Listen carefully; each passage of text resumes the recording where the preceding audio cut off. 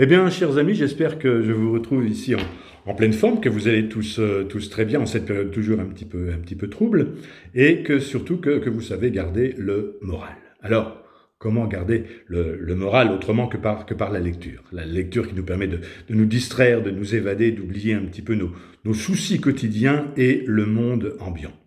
Eh bien, la lecture, c'est le moyen que moi, personnellement, j'ai trouvé afin de garder le moral, cette pêche, cette joie de vivre que j'espère être communicative et qui m'aura permis de passer une année 2020 relativement simple, banale et dans un état d'esprit tout à fait convenable. Alors, étant un fan inconditionnel de Stephen King, je me suis dit, tiens, on va certainement avoir le temps, tu as plein de bouquins dans ta bibliothèque qui prennent la poussière que tu n'as pas lu depuis très longtemps, profites-en donc pour tout relire. Voilà. Donc, j'ai décidé de prendre un livre par mois pour passer le temps et pour me remémorer l'univers de Stephen King et surtout oublier tout ce qui se passait autour de nous. Alors, au mois de janvier et février, j'ai commencé par un gros ouvrage que voici, qui s'appelle le Fléau. Vous voyez, donc l'épaisseur du livre qui m'a tenu donc le mois de janvier et février. Voilà. Ensuite, au mois de mars, eh ben, je me suis replongé tout simplement dans Anatomie de l'horreur. Voilà, ça m'a passé le temps et ça m'a bien distrait. Au mois d'avril, bon, on ne pouvait plus joindre nos enfants autrement que par le téléphone, Internet et toutes ces choses-là, donc je me suis replongé dans cellulaire, voilà. Ensuite, au mois de mai, c'était un petit peu le bazar quand même, un petit peu partout. Donc, j'ai lu Désolation, voilà. Au mois de juin, la distanciation physique, les gestes barrières, etc. Donc, la ligne verte, hein, voilà. Ensuite, au mois de juillet, bon, on a moins mangé, on n'a pas pu faire la fête, les repas ont été beaucoup plus frugaux, n'est-ce pas? Donc, on maigrit, donc, sac d'os, voilà.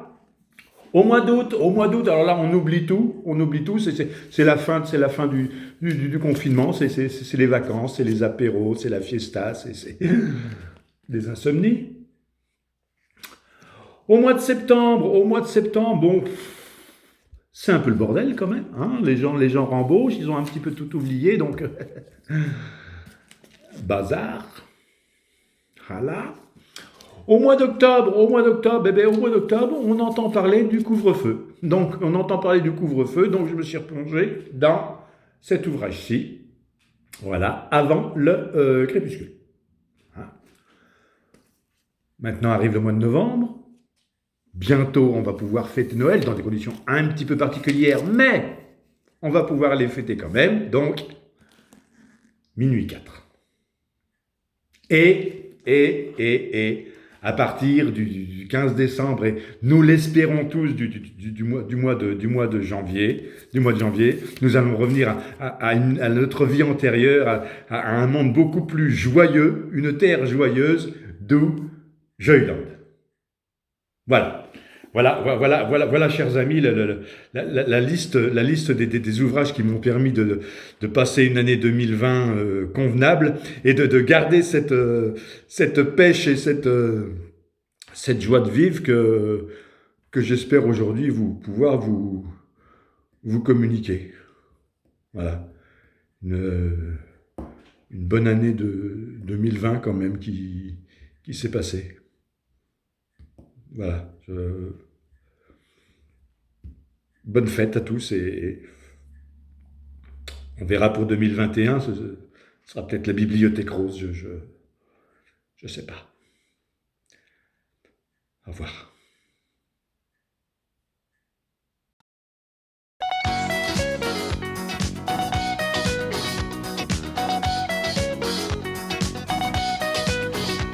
Un petit feu pour démarrer, une caresse pour décoller.